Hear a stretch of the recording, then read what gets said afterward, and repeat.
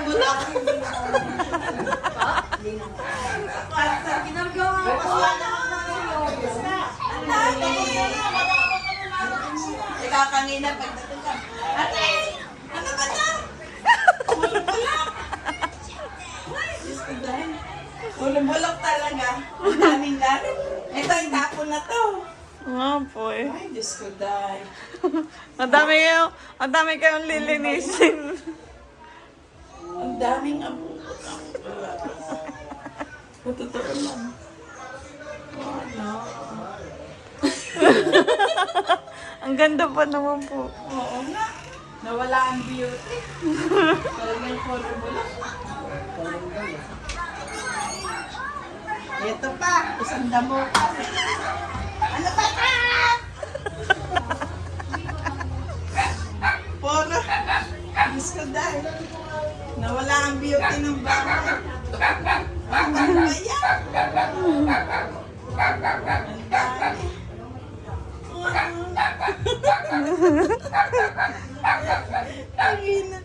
Ano ba yan? Ang dami.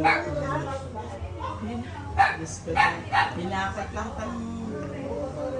Ano ba yan? Ano ba yan? Puro bulak. Pati yung mga tinda mabulok. Ang dami-dami. Mga upa yan. O ano-anong agubo.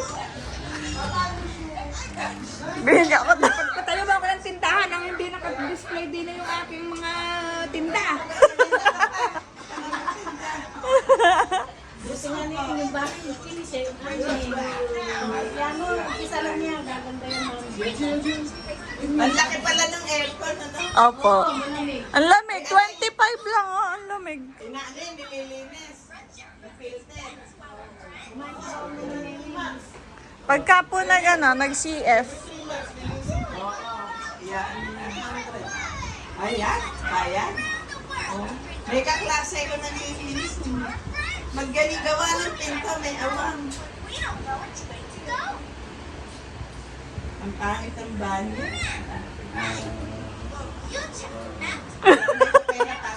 Dumating na daw ang madiwara.